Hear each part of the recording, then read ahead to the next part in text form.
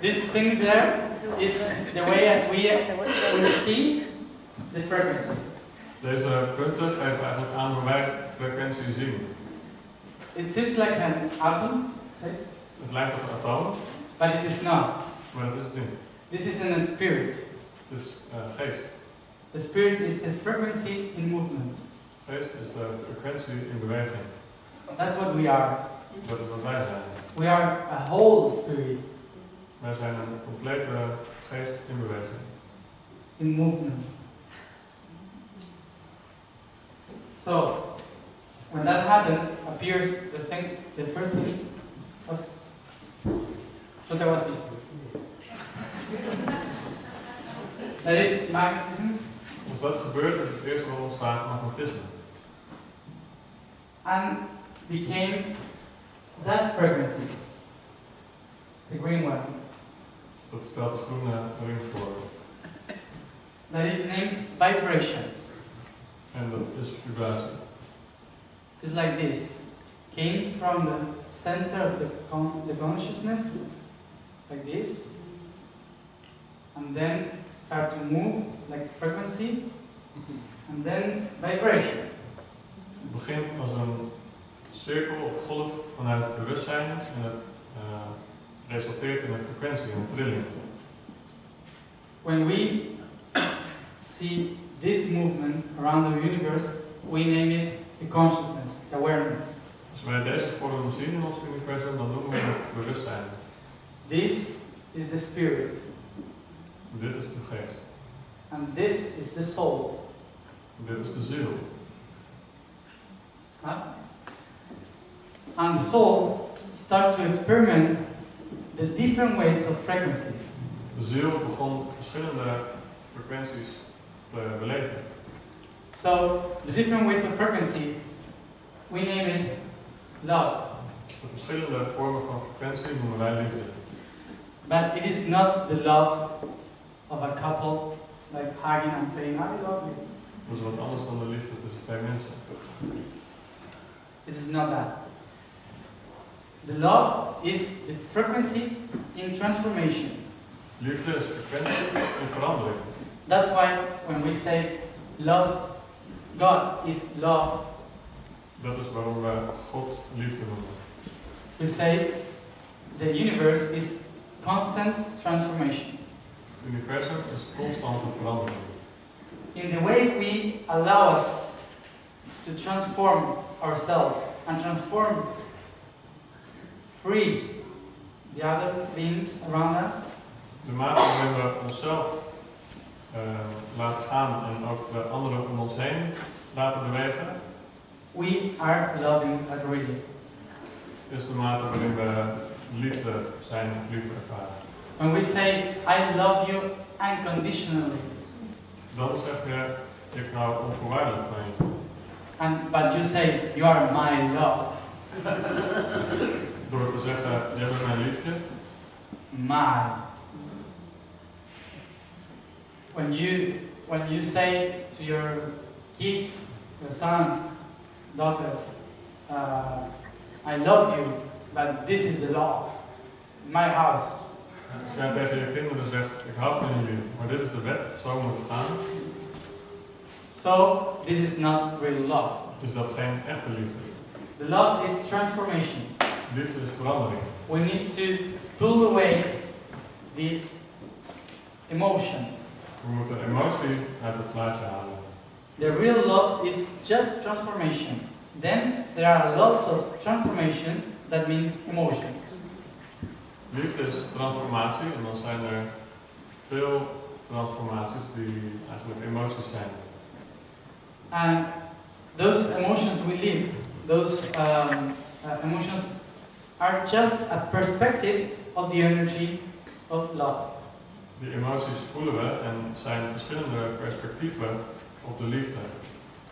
We used to believe that love is that thing that makes us feel like, oh.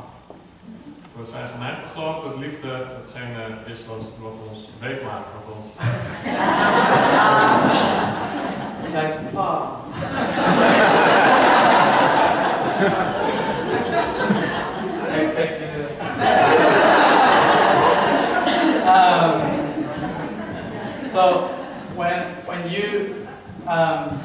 you feel it, and really, you are feeling it with this. Als je liefde echt voelt, voel je het in je buik. And this is the plexus, pancreas. Dus je pancreas of solar plexus. And for the love, it needs sugar. Voor liefde heeft het suiker nodig. But the love I'm talking about is here. Maar de liefde waar ik het over heb, is hier. Not here. Niet daar. So, this is the first key we need to know about the transformation and reality of everything around us. Dit is de eerste sleutel die we moeten begrijpen voordat we de verandering om ons heen kunnen creëren. That if we are going to transform our reality, the system, into love, Als wij onze huidige realiteit willen veranderen naar liefde, it is not going to somebody and saying, I love you. dan is het geen kwestie van naar iemand toestappen en zeggen dat je van diegene houdt. Is at really leaving them free from me and getting me free from them. Wat het wel is iemand vrijheid en ruimte geven en die ook vrijheid van de ander. And share that freedom. En die vrijheid samen delen. That is the only way. Dat is de enige manier. So, the universe is constant transformation. Dus het universum is een continue verandering.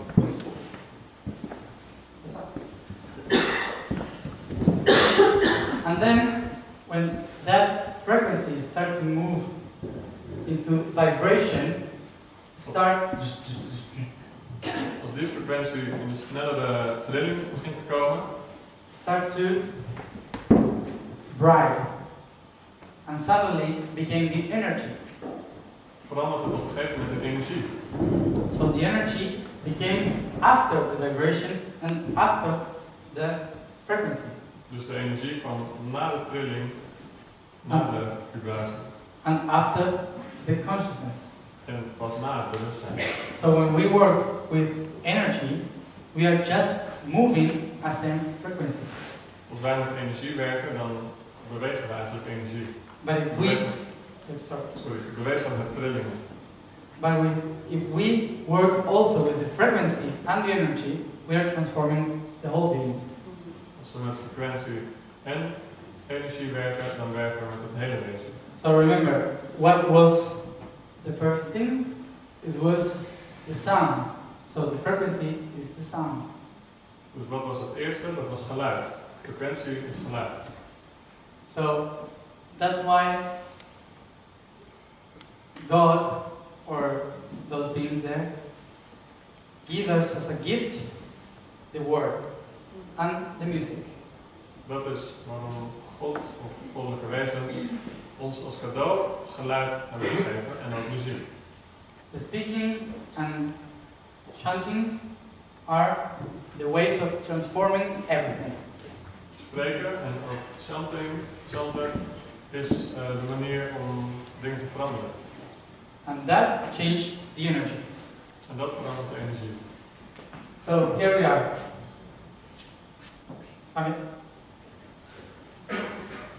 The light. And God said, let be the light. Hier ontstaat het licht. Wat we kennen als, en God zei, laat het licht zijn. So when the light became, the whole beings start to realize about the reality. Toen het licht ontstond, gingen wezens zich realiseren, werden ze zich bewust van de realiteit. It is another kind of consciousness. Het is een andere vorm van bewustzijn. It's when you say, I know now why I'm here. Het is zoiets als, nu weet ik waarom ik hier ben. So there start the mission. Dit is waar ook de missie begint. And when we realize about that our mission is to experiment the universe, Als wij onszelf realiseren dat onze missie het ervaren van de wereld is, we start to co-create the universe. So we could, in order to experiment. Dan beginnen we met samen creëren met het universum.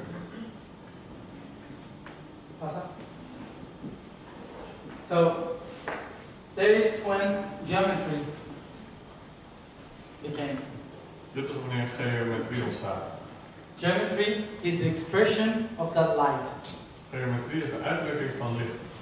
And when the light starts to move around the universe, generate patterns.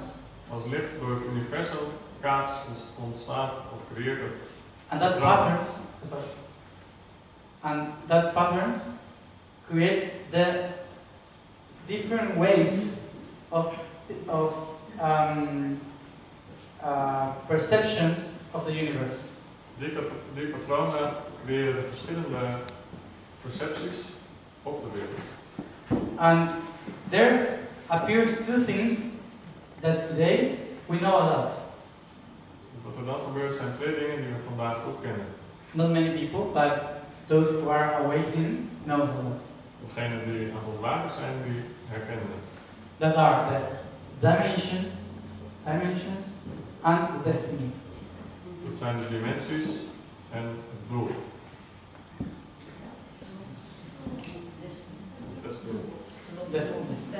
Ja, bestemming. So, for example, I am a sun, and my frequency starts to move quickly towards one place. Zoals voorbeeld, ik ben geluid en mijn frequentie begint zich te bewegen naar mijn bestemming. Whoa. And that echo goes there and then there. Die echo die gaat verder en verder. And my light goes there because I am chanting there. Mijn licht gaat ook die kant op. But the destiny, the first thing is the dimension. Dimension is I'm looking that place, so I believe in that place. De mensen zou je kunnen uitleggen als ik zie die plek, dus ik geloof in die plek. That doesn't mean that that place doesn't exist. Maar dat betekent niet dat wat achter je is niet bestaat. So, in which dimension we are now? Dus in welke dimensie zijn we nu? You know? 3.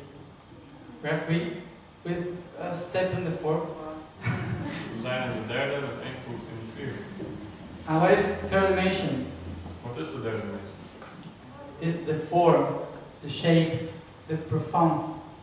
Het is de vorm, de geur, the matter. en de materie.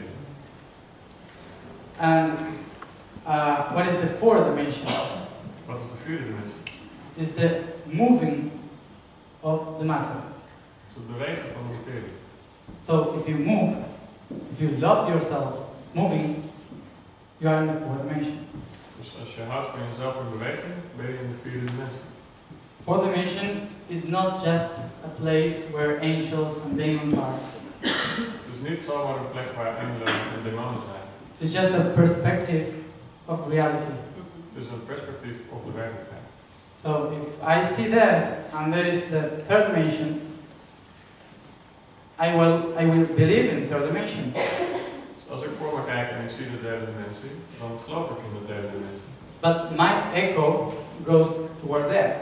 Maar mijn echo gaat ook een andere kant op. So when I'm chanting there, I co-create my destiny that is there. Dus als ik geluid maak in een bepaalde richting, dan creëer ik tegelijkertijd mijn werkelijkheid op een andere plek. That is dimensions and destiny. Dat is dimensie en bestemming. We don't know which is our destiny because we just keep looking to some place that it is not the end. We weten niet wat onze bestemming is, omdat we kijken naar het punt wat niet het einde is. But we have also one thing with love.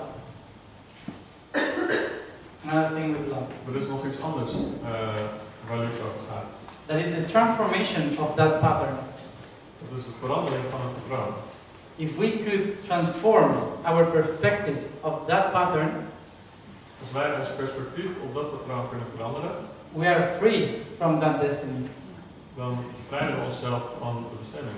So if we are aware of that, we realize that we have free will. Als we ons daar bewust van worden, dan realiseren we ons dat we vrije wil hebben. That's the free will. Dat is wat vrije wil is. we cannot do anything or whatever we want just because we want. We kunnen niet zomaar alles doen omdat we dat nou eenmaal willen. Because we are in a pattern, we are in a body, we are in a life with a culture. Dat komt omdat we in een lichaam zitten, in een patroon, met cultuur. With a mission. En een missie. So we can only change that by love. We kunnen dat alleen maar veranderen door liefde. And what is love? En wat is liefde? Living us free from ourselves. Onszelf bevrijden van onszelf. Enjoying the transformation of ourselves. De transformatie van onszelf. Daarvan genieten. You understand that? Huh? Okay. Pattern is like a triangle. I see that point, but there are 2 points more. That is the destiny of that triangle. I have the shape, but I cannot see the whole shape. Ik kan de hele vorm niet zien, maar sorry.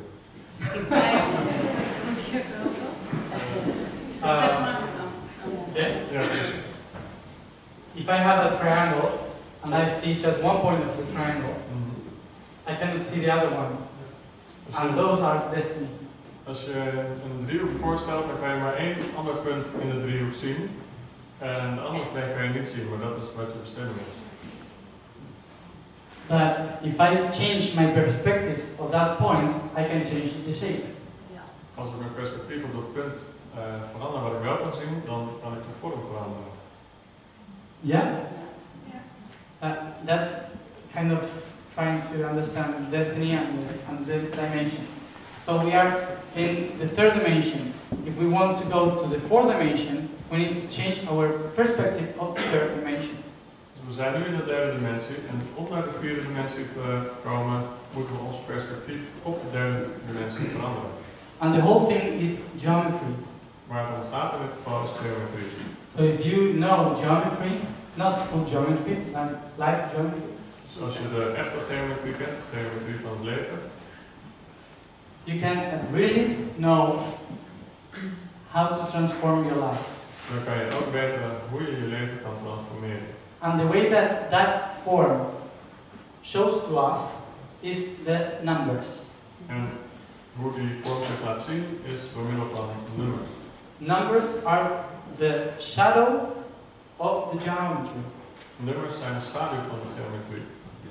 If we are here and we see our shadow, als wij hier zijn en we zien onze schaduw, we read 1, 2, 4, 3, 6.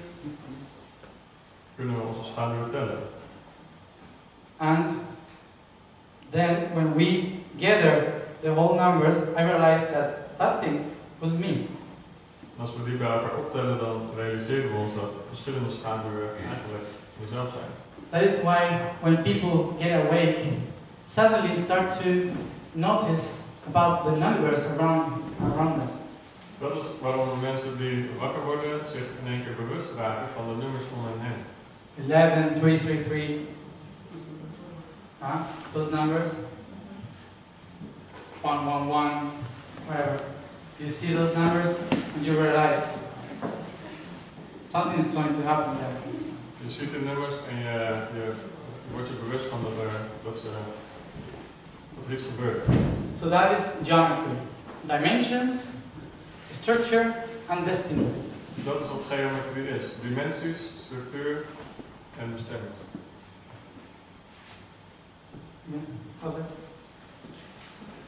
That is the time.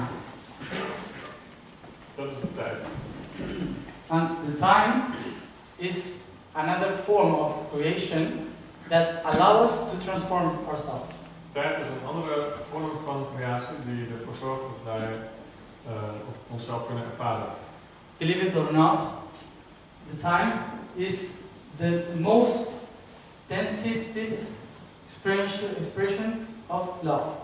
Geloof het of niet, tijd is de meest dichte condensatie van liefde. When we love the most, the time passes really fast. Als we heel erg van iets houden of van iets genieten, dan gaat de tijd ook heel snel. Have you felt that when you are passing a good time the hour pass very fast. Herken je dat als je een hele fijne tijd hebt dat de tijd zo snel gaat? Why? If the clock hour Switzerland. Waarom? Huh? Why is that? Because the clocks are really good. We have 24 hours, the same minutes. What happened? Hoe kan het terwijl de klok in een constant ritme blijft doorgaan? That happens because the time is just an expression of love. Het komt omdat tijd niks meer is dan een uitdrukking van liefde. Time is not past, present and future. That's first.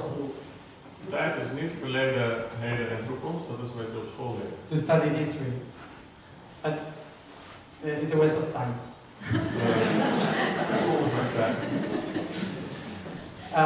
It is not really the time. It is just a way of organizing information.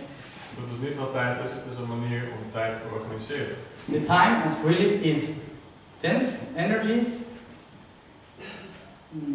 good energy, or plain energy, or really quickly energy. Tijd is een uitdrukking van energie, dus verschillende dichte energie zijn minder dichte energie. So the whole energy of the time is right here, at the same point. De volledige energie van de tijd is dus hier en nu. If you are dense, you will live the past. Als je een hoge dichtheid hebt, dan leef je in het verleden. If you flow, you live the present. Als je stroomt, leef je in het heden. And if you go so fast, you will live the future. En als je heel snel gaat, leef je in de toekomst. Okay? So, to live the present, you need to flow. Dus om in het heden te leven, moet je Not slow, not fast. niet langzaam, niet snel. Huh? That's the real. So, the past is just energy transforming itself constantly. Het verleden is energie die zichzelf constant transformeert. And what else?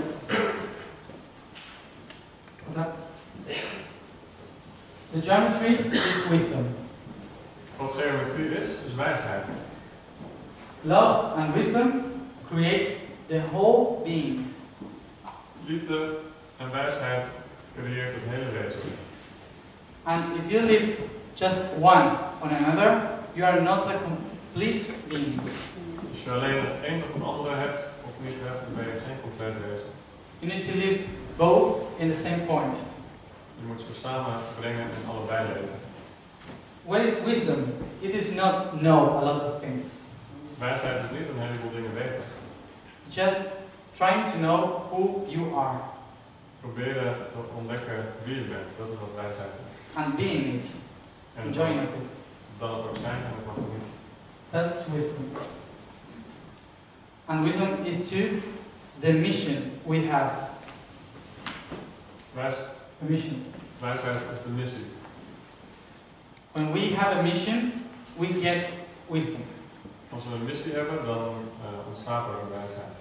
And love is the thing that allows us to transform in that mission. Liefde is hetgeen wat ons de ruimte geeft om te veranderen in die missie. And learn. En om te leren. But one without another is not such a good. Het een zonder het ander heeft niet zoveel zin. So that's where we need to be in the center, in neutral. Daarom moeten we in het centrum zijn, neutraal zijn. Because if we live just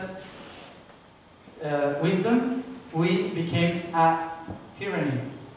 Als we alleen maar vanuit wijsheid leven, worden we tirannen. Tyranny of the mind. Tirannen vanuit je hoofd. But if we just live the law, it's anarchy. Als we alleen maar vanuit liefde leven, krijgen we anarchie. We don't have a purpose. Dan hebben we geen doel. We have too many purposes. En met wijsheid hebben we te veel doelen. And no one. Okay? So to have a real purpose and transform, to get it to the end, we need to be in the center of the boat. Om een doel te hebben en om je doel te bereiken, moeten we in het midden zijn tussen liefde en wijsheid.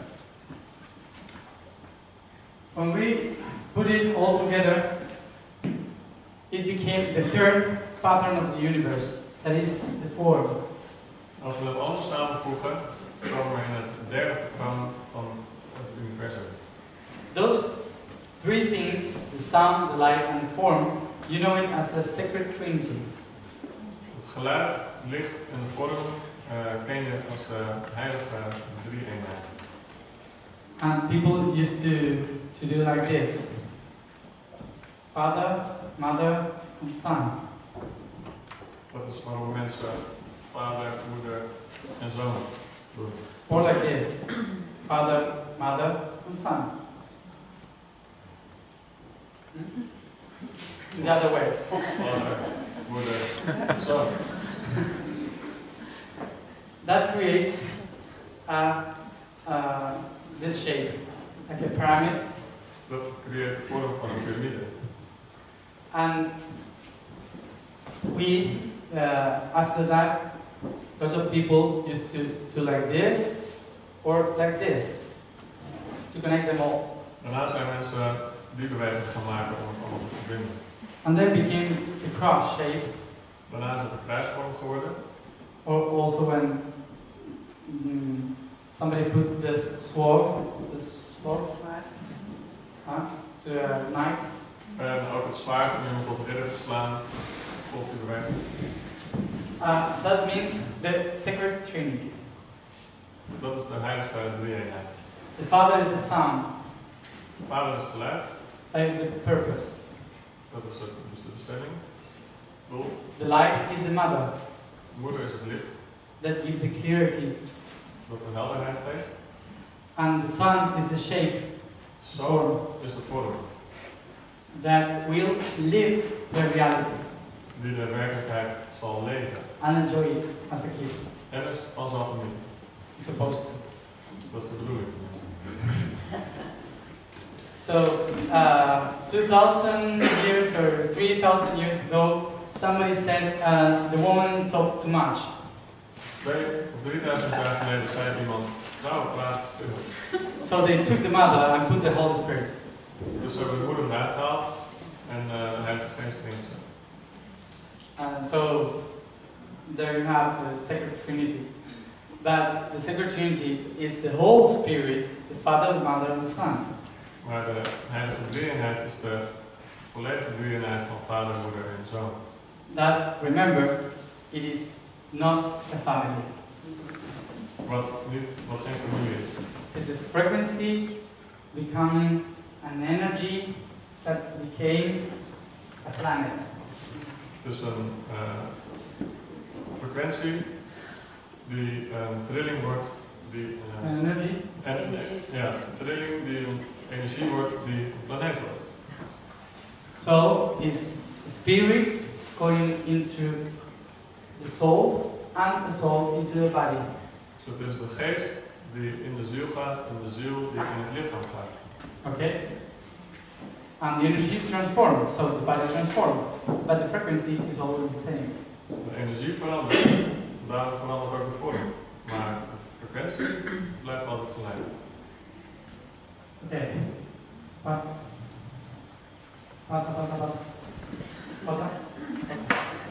That is the first shape of the universe. Dit is de eerste vorm in het universum. And this is co-creation. En dit staat voor samen creëren. And the co-creation means the creation between everybody to do an experience. Co-creatie, samen creëren, betekent dat we met z'n allen samen een ervaring hebben. This is the feminine pattern of the universe. Dit is het vrouwelijke patroon van het universum. So we could almost say that the first energy of the universe was feminine.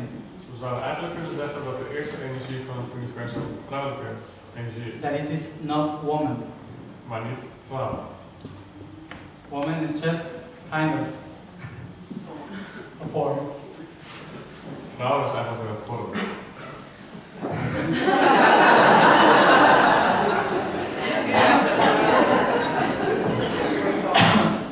So, this energy, so it's important to know about this form first. Why? Because everything we do in our lives is at first co-creation. Belangrijk om deze vorm te kennen, omdat eigenlijk alles wat we in het leven doen een vorm is van samen iets creëren. Because we used to do a lot of things, but without knowing why. We hebben heel vaak heel veel gedaan zonder eigenlijk te weten waarom. And the universe does it too. En het universum doet dat ook. Because everything we have in the little is the same in the bigger. Omdat alles wat je in het kleine ziet ook zo werkt in het grote. So if you are now here in this planet trying to learn about yourself, is because God is doing the same. Omdat jij in dit universum jezelf aan het leren kennen bent, is omdat God hetzelfde aan het doen. Because you are just an expression of that God. Jij bent een expressie van die God. So we came here to co-create everything. We zijn hier gekomen om alles samen te creëren. And then give a purpose of that. En het een doel te geven. But the purpose is really inside the co-creation. Maar het doel ligt besloten in het samen creëren. So we just need to realize about the purpose of what we are doing. Dat is wat we ons moeten realiseren. Pasa tres veces. That is the shape of the purpose. Dit is de vorm van het doel. The purpose is masculine. Het doel is mannelijk. It's like a man. Man goes. Doesn't know how, but go. Het lijkt op de man. De man gaat, hij weet niet hoe, maar hij gaat. And the woman tried to co-create everything around so it goes okay. En hij probeert van alles om zich heen te creëren zodat het oké gaat. That's why they say the man can lead a population, but only can do that if a woman arranges it. Dat is waarom ze zeggen dat een man een volk kan leiden, maar alleen als er een sterke vrouw naast hem staat. Not doesn't can. Anders kan het niet. So. Dat is een woord verkeerd, niet omdat een man of vrouw ernaast staat, maar omdat de vrouw organiseert. Dat is anders. What? So, both together, what they really do is to be in the center. Feminine and masculine is the purpose of the co-creation. Wat ze samen doen is uitkomen op het centrum. And have you heard sometime the secret about that book, The Secret? Hebben jullie gehoord van het boek The Secret?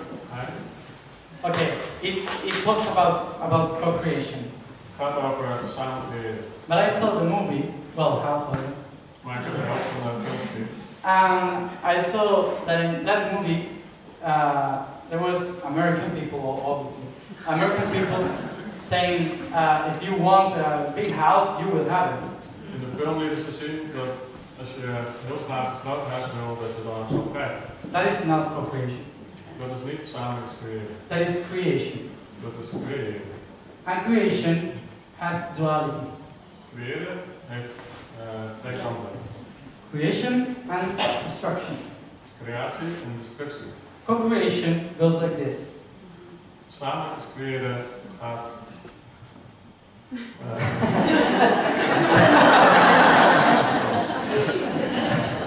And creation is like this. Huh?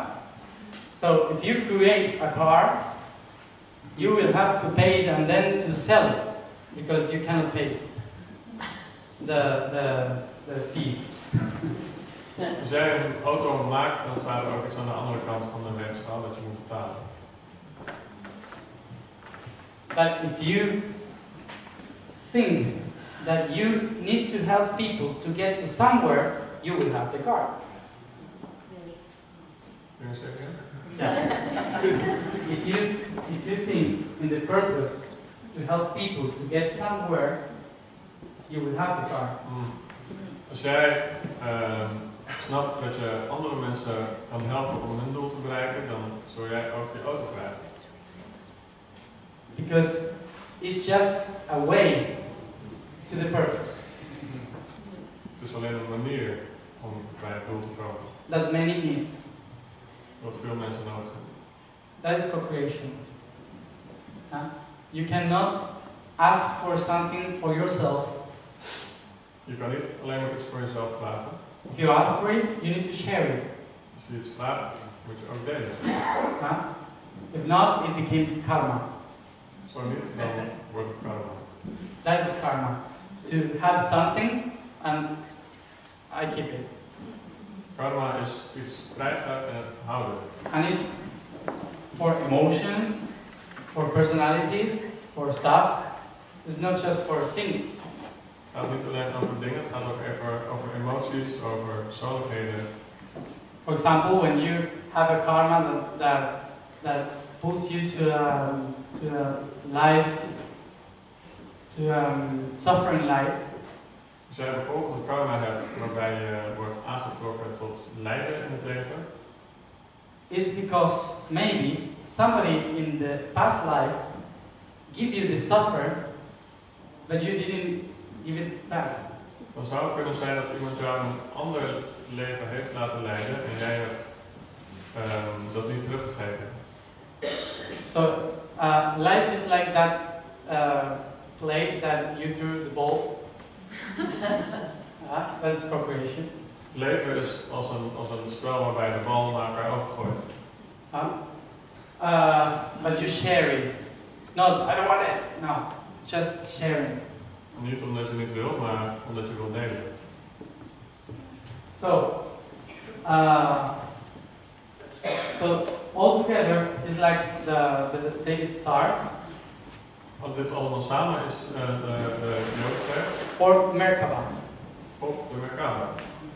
Merkaba is the way of geometry that soul and spirit can experience. De Merkaba is de manier waarop ziel en geest ervaring kunnen hebben. So when you have an experience, you will transform it by sound first, then light, and then form. Als jij iets wil ervaren, dan begin je bij het geluid, dan ontstaat het Pasa licht varias veces. en dan de vorm. Pasa, pasa, pasa, pasa. Pasa, pasa, pasa, pasa, pasa, pasa, pasa, pasa. That was the shape of the whole universe. The universe goes like this. Dat was de vorm van het hele universum. But when we start to born the planets, our shapes start to go like this. Maar vanaf het moment dat wij geboren werden op de planeten, ging onze vorm zo. So those things that were in expansion now are aligned. Dus de vormen die eerst zijn gecreëerd en zijn uitgebreid, die worden nu langzaam uitgelijnd. And that's because of the force of gravitation Dat komt door de kracht van de zwaartekracht. that pulls our energy to the core of the planet, to the core of the galaxy. Die onze energie naar het centrum van de aarde trekt en naar het centrum van het universum. And the whole being start to grow up, Het hele wezen gaat zo omhoog. looking for light and looking for the other light. Om het licht te zoeken naar boven en ook om het licht te zoeken beneden. So appear the chakras. Zo verschijnen de chakra's. The chakras is the expansion of that energy, but aligned. De chakra's zijn de uitbreiding van die energie, maar op een lijn uitgedrukt. You remember there? The first one was the consciousness. De eerste, de bovenste, was het bewustzijn. Then awareness. Het tweede is zelfbewustzijn. Consciousness, awareness, sound. Het derde is geluid. Energy, love. Vierde, liefde, energie. Energy of light. De energie van licht. I recognize myself. I recognize myself. Ik herken mezelf. The time transformation.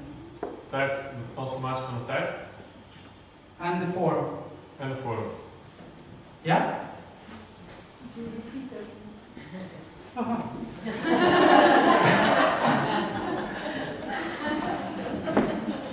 consciousness, bewustzijn, awareness, zelfbewustzijn, sound, geluid, the word, the energy of love, liefdesenergie, the energy of light, energie van licht, the time, transformation, tijd, transformatie and the form, en de vorm. the creation. Okay? Those are the first chakras. Then you have the other chakras around, up and below, that are the centers of the great connection with the whole being and the whole earth. Dit zijn de eerste chakra's, en daaromheen heb je nog meer chakra's die het centrum vormen van de verbinding tussen de persoon en de wereld. But we are all connected from the center to up, and then like a fountain, the energy goes down and then go up again. We zijn allemaal verbonden vanuit ons centrum, waar de energie omhoog gaat zoals een fontein en dan terugkomt beneden. The whole universe is really connected. Het hele universum is verbonden. And when in our past 3,000 or 4,000 years in the history of humanity, we thought that we came to the earth because of punishment and we need to go back to the heaven. De laatste 4.000 à 5.000 jaar hebben we gedacht dat we op aarde zijn gekomen als straf en dat het doel is om weer van de aarde af te komen. So we believe that those parts of our body that pulls to the earth are bad and those who goes to up are good. We geloven dat de delen van ons lichaam naar beneden toe slecht zijn en dat de delen, de bovenkant van ons lichaam die ons omhoog trekken, dat die goed zijn. So people start to cover from here to down and says there's nothing. Daarom begonnen we zich te bedekken vanaf het midden naar beneden. And they start to say, oh God, free, I want to free from this body, I want to go up. En mensen begonnen dingen te zeggen als God, laat me vrij, ik wil naar boven. And suddenly the head became like a big balloon. En het hoofd werd een grote ballon. And we spent the last 2,000 years maybe thinking of it. Thinking about this balloon. De laatste 2000 jaar ongeveer hebben we besteed aan het denken aan deze ballon. And near the 60s, somebody came and in de 60 jaar ongeveer is er iemand geweest die de ballon lekte.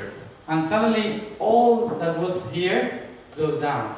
En alles wat in die ballon zat is naar beneden gegaan. And we start just to think with this. We begonnen alleen maar te denken aan de kruid. So our legs, our bottom, the whole parts Zijn benen, onderkant, de hele onderkant, became the most important. werd het belangrijkste. That's because the energy from here goes to down. Because this is the last chakra and this is the first chakra. So it goes again up to down. Dat is omdat de energie van boven naar beneden gaat, van het bovenste chakra, het laatste, naar het eerste beneden. And if we have this taboo, how do you say? You have this taboo here, then you need to pass through the whole energy you didn't use in the past 2,000 years. Er is een taboe wat we moeten doorbreken en de energie van het onderlichaam Afgelopen 2000 jaar. die we de afgelopen 2000 jaar ongeveer niet hebben gebruikt.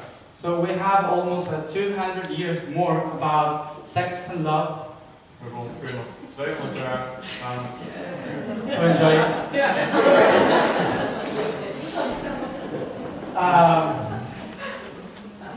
But what we have inside is also what we have outside. Maar wat we in ons hebben, dat is ook hetgene wat er zich buiten ons bevindt. So here's the clue to change everything. Dus dit is de aanwijzing om alles te veranderen. What do you feel inside is a reflection of what is outside. Wat je van binnen voelt, is niks anders dan een reflectie van wat je buiten ziet. So we cannot ask to politicians, education, or whatever, to think with their minds if they are thinking with the car. Sorry, it's not my language.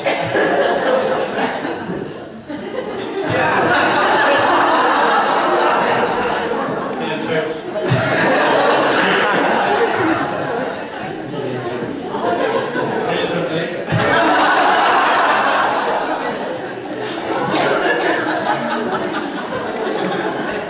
We kunnen niet van politici verwachten dat ze het met hun hoofd oplossen als ze eigenlijk met andere lichaamsdelen.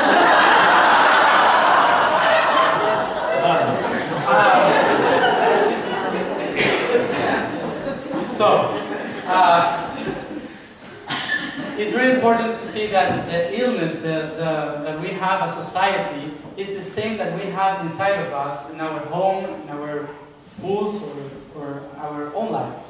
Wat heel belangrijk is om te zien is dat de ziekte, als je het zo wil noemen, die we in onszelf hebben, dat die overal is. Ook thuis, in onze maatschappij.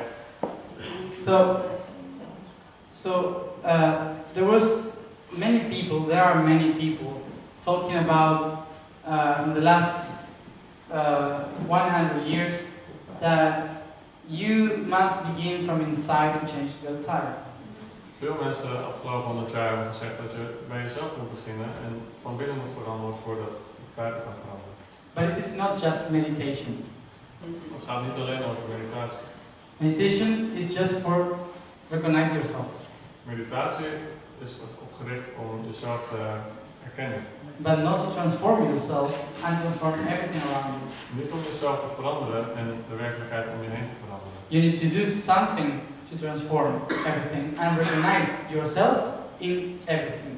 Om dat te doen moet je actie ondernemen en jezelf ook herkennen daarin. For example, we say the earth is our mother, but we could not see the shape of that mother. Om een voorbeeld te geven, we kunnen wel zeggen dat de aarde onze moeder is, maar we zien niet de hele vorm van onze moeder.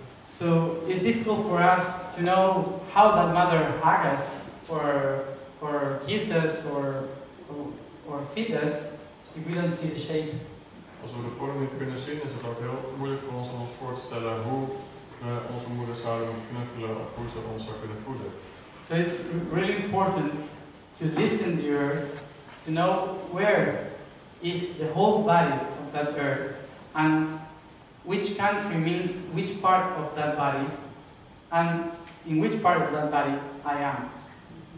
Dus het is heel belangrijk om het lichaam van moeder aarde te leren begrijpen, te zien waar haar lichaamsdelen zich bevinden en in welk lichaamsdeel of werelddeel jij woont.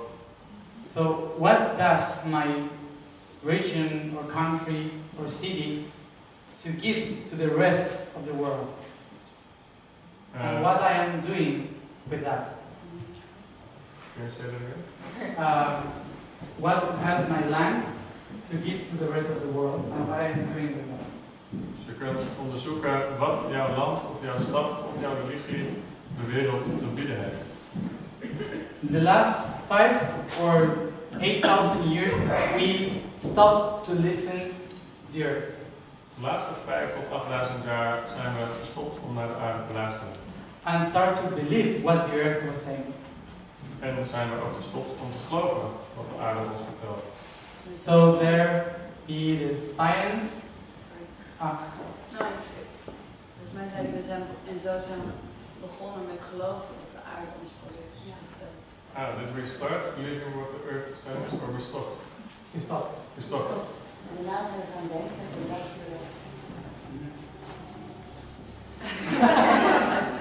Okay. So, it's important for us now to recognize that the whole things that are happening in our countries is just a reflection of our bodies.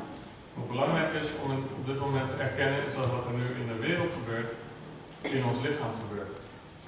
That's why in this short workshop I won't speak a lot about our body just or the energy, but also about the society. Dat is waarom ik in deze korte workshop niet veel zal vertellen over ons lichaam en alles wat erbij hoort, maar over de samenleving waar we in zitten. Because we need to remember that this is a story. Want we moeten ons herinneren dat dit een verhaal is. Remember, we were spirits We waren geesten, becoming souls we werden zielen, to get in a body, om in een lichaam te komen. but that body was really soft. Maar het lichaam was zacht, So we need to born in stars at first. Stars, suns. we need to get born. We zijn geboren. We zijn geboren in de sterren, in eerste instantie. Like Pleiades, Orion, Zoals de Pleiade, Orion, and then in the planets of those stars. en in de planeten die sterren omringen. And then we thought all together we could experience the most biggest experience in the whole existence.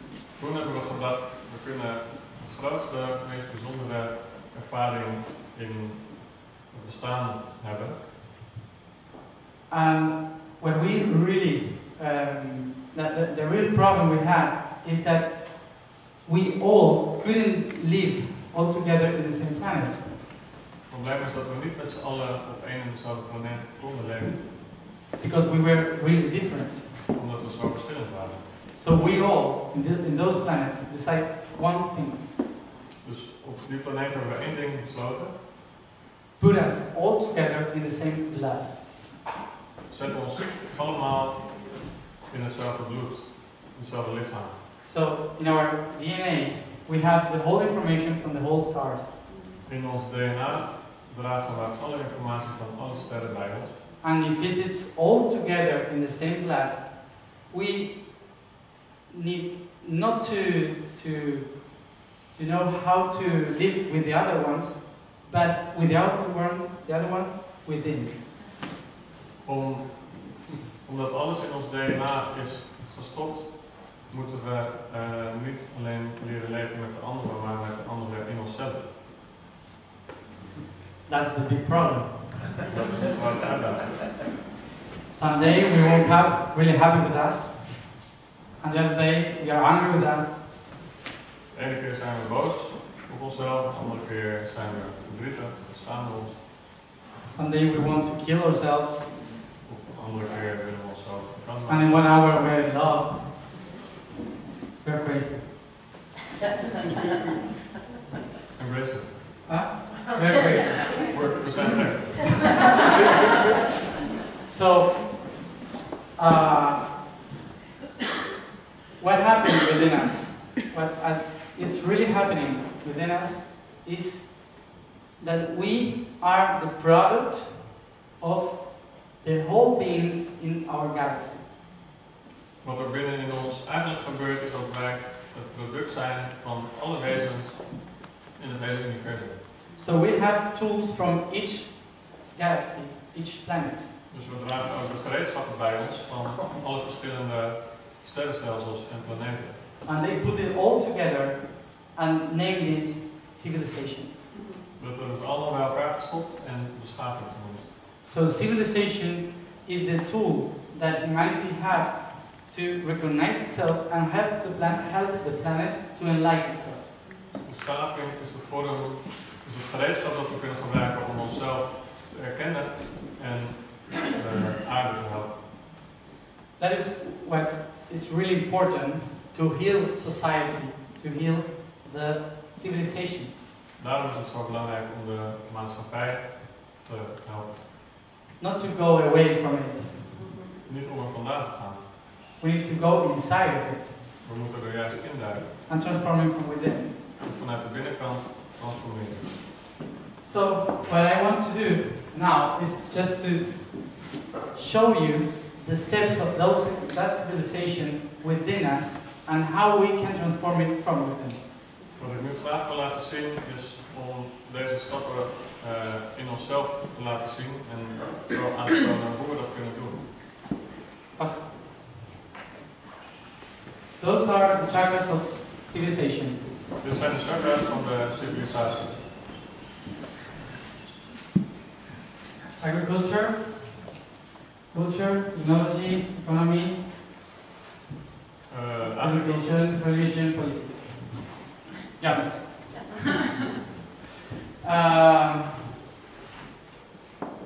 Now, what is the relation between all of them? Wat is de relatie tussen deze verschillende chakras? Because you remember, in the universe, they was born all from the same point. Aangezien we allemaal vanuit één punt zijn geboren, zijn ontstaan, moet er dus een relatie zijn. So they share the frequency, but the energy is different. Dus de frequentie die ze delen is gelijk, maar de energie is anders.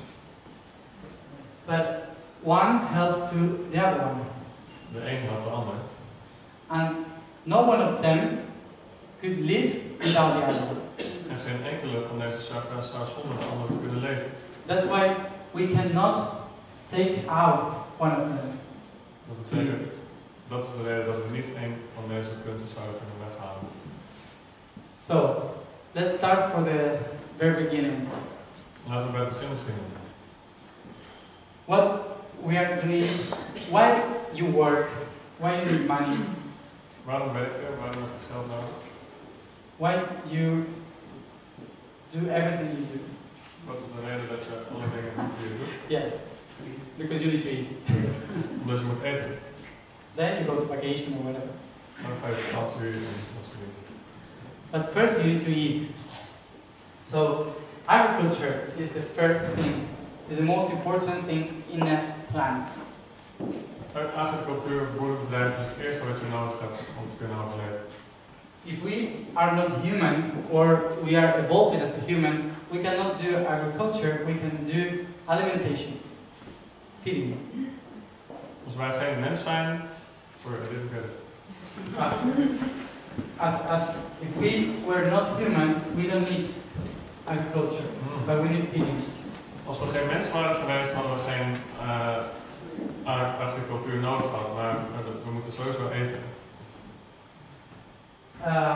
But what we can eat? We can eat light, prana.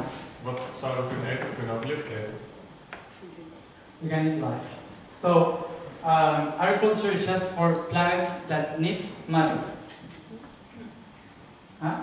Needs matter. Planets that only needs matter, agriculture. Get it? Oh. Als mensen, dus mensen die dus van de dikste materie, zeg maar, moeten de hele eten melden, maar je kunt ook eten van niks. Yeah, so we need matter to feed ourselves, but we can also eat light. In a way. Yeah.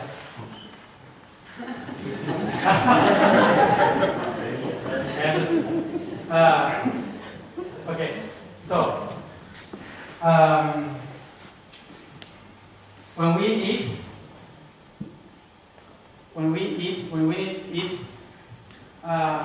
we create the culture of eating. Zodra we beginnen met eten, creëren we ook de cultuur die met eten samenhangt. To make agriculture keep going through time. Zodat agricultuur blijft voortbestaan. And that culture creates the technology to keep going with the agriculture. Die cultuur op haar beurt creëert de technologie om verder te kunnen gaan met agricultuur. But technology, it is not creatures. Technology is tools to be in gathering with the other beings. Technologie is niet per se computers, maar technologie is een methode om met anderen samen te kunnen werken. And economy is the way that everybody will have the necessary to keep going with the life. Economie zou moeten zijn dat iedereen datgene nodig heeft waardoor hij zijn ding kan doen en waardoor we samen kunnen werken. Education is to teach how it can survive through the time. Educatie of onderwijs laat zien hoe we kunnen overleven door de tijd.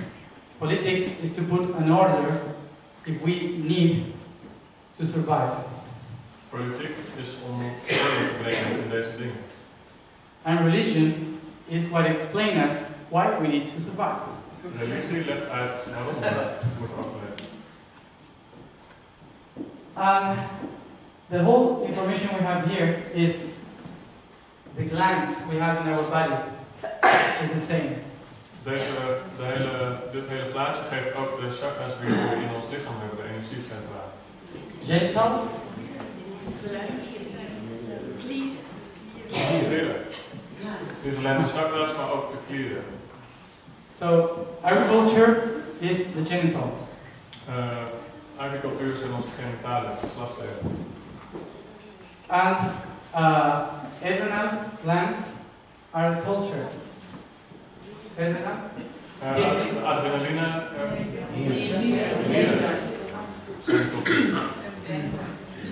Technology is the pancreas. Pancreas is technologie. Then the heart, the economy. Economie is het hart. The thyroid, the throat, Keel. is education. That? No, the thyroid. Thyroid. Okay.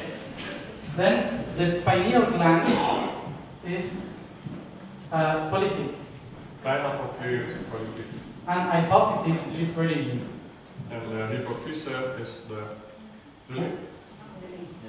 Why? Because agriculture, genitals, make us grow. De agricultuur, onze geslachtsdelen, die zorgen voor groeien. Culture make us transform. Cultuur zorgt ervoor dat we veranderen. Have strength to transform ourselves. De kracht hebben om te veranderen. Technology makes the links between the other beings. Technologie zorgt voor de links, de contacten, de verbindingen tussen andere mensen. Economy, the heart, allows the blood, the production, going through the whole body. Het hart zorgt dat het bloed blijft stromen door ons hele lichaam. Education allows us to have the strength of ourselves to recognize what is our truth. Educatie zorgt ervoor dat we de kracht hebben om te herkennen wat onze waarheid is. So also to share our energy. En om onze energie te kunnen delen. Politics make us go to the dark or the light. Politiek laat ons ofwel naar de duisternis ofwel naar het licht gaan. Because pineal make us sleep or awake. Want de pijnappelklier zorgt dat we of willen slapen of dat we wakker blijven. Show us the way. Laten we ons de weg zien. Religion tells to the whole body what to do. Religie vertelt het hele lichaam wat we moeten doen. When and how. Wanneer en hoe. So, what doesn't realize now the religion is that the whole parts of the body is administrated by separate. Now, in our society, it's all separate. Wat de religie op dit moment niet doorheeft, is dat de verschillende onderdelen gescheiden zijn. Because our culture doesn't have contact with politics or whatever. It's like you don't fit in my time, in my stuff. De verschillende onderdelen staan niet per se in communicatie met elkaar. But what we really need to know is that agriculture, as the first chakra, is also the connection with the crown chakra. Wat belangrijk is om te weten is dat het eerste chakra, agricultuur, ook in verbinding staat met het laatste chakra, religie. That means we are what we eat. Dat betekent dat we zijn wat we eten. So, if we eat meat, Als we vlees eten, we are emotionals zijn we emotioneel and think with emotions. en denken we vanuit emotie. But we eat fruits, for example, Als we vruchten eten, we are less emotionals. zijn we minder emotioneel So we flow. en stromen we meer, It's a plant. zoals een plant. So, if we change our way of eating, we change the whole body. Als we onze manier van eten veranderen, veranderen we ons hele lichaam. And why we need to eat? Waarom is het nodig om te eten? Because the information of the whole universe came through the light. Omdat de informatie vanuit het hele universum door het licht is gekomen. And the light became matter through photosynthesis. En licht is veranderd in materie door middel van fotosynthese. And the product of the photosynthesis, the seeds and fruit. Het product van die fotosynthese dat zijn de zaden en de vruchten. Has the whole information. Die bevatten ook alle informatie. They are the pendrives. Pendrive? En What is that? How is it? A pendrive? For information to the computer? USB-stick. They're USB-stick. Okay. It's a pendrive. So, when we have this information, animals used to eat it. Dieren die eten dit. And we eat the animals En to get the information. wij eten de dieren om de informatie. But if we eat directly the light, Als wij direct het licht opeten, we just eat the light, not the process of the light. dan is het het licht en niet het proces van het licht. So if we are on a way of transform ourselves and get into the light, we need to eat more light. Als wij onszelf meer, als wij in het proces zitten van lichter worden, dan betekent dat ook dat we meer licht moeten eten. Because what we eat became our blood. Want wat wij eten, dat wordt wie we zijn, dat wordt ons bloed. And our blood has the DNA with the whole information from the whole universe. En ons bloed bevat het DNA, wat alle informatie van het hele universum bevat. So if the light of the universe gather with the light inside in the DNA, Dus als het licht uit het universum samenkomt met het licht in ons DNA, we transform our culture dan veranderen we onze cultuur. because we know who we are. Omdat we weten wie we zijn. We start to reconnect with the people in another way. We beginnen om ons te verbinden met andere mensen op een andere manier. We administrate ourselves differently. We kijken anders naar onszelf. We can say our truth. We kunnen onze waarheid beter communiceren. We can guide ourselves We kunnen onszelf leiden and know who we are. en weten wie we zijn. Okay? Just eating. It's so easy. So easy. So, this is biology. So, if the whole population start to eat more seeds and fruits, Dus als de hele bevolking meer zaden en vruchten zou gaan eten, there will be more people awakening itself, aware of who they are, zullen er ook meer mensen zijn die ontwaken en zich realiseren wie ze zijn. and suddenly transforming the whole system. En daarmee ook het hele systeem transformeren. But we cannot transform the system first, We kunnen niet het systeem eerst transformeren. because the system is the shape, the form. Het systeem is namelijk een vorm. If we don't change the light, and first we don't change the frequency, the form will change, but the energy of the frequency will be the same. I say it again. Ja.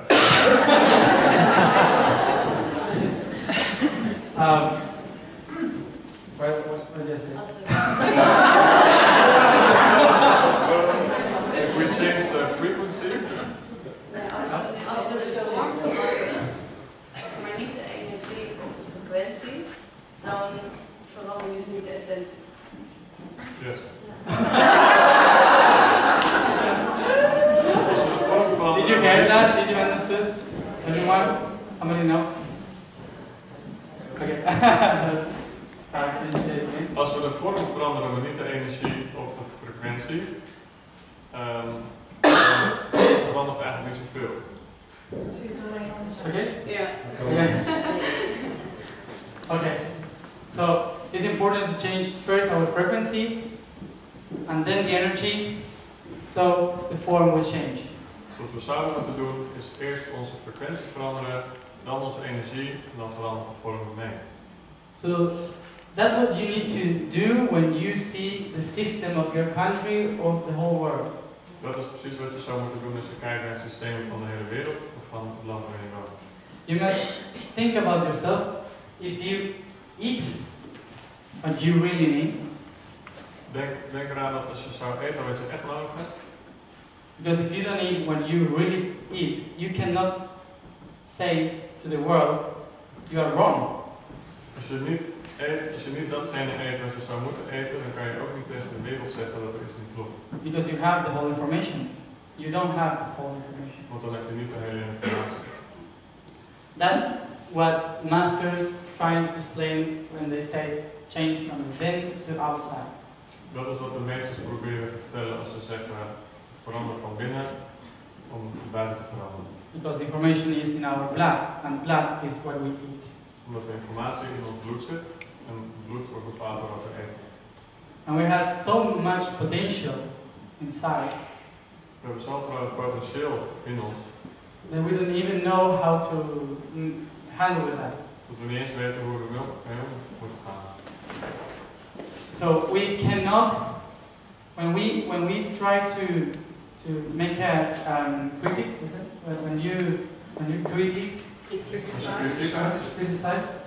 criticize some politics or some economist or the bank, for example.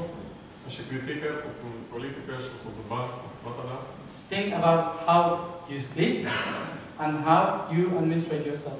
denk er dan aan hoe je slaapt en hoe je jezelf. And next time you go to the bank, think you're getting inside of the heart. Volgende keer als je een bank binnenstapt, doe dan alsof je je hart binnenstapt. So if you are a therapist of energy or whatever, go to the bank to give some energy from within. Ben je een therapeut of iets dergelijks, ga dan een bank binnen en geef daar je energie. It's really important that because as we transform ourselves within, we need to transform outside too. And the whole matter we create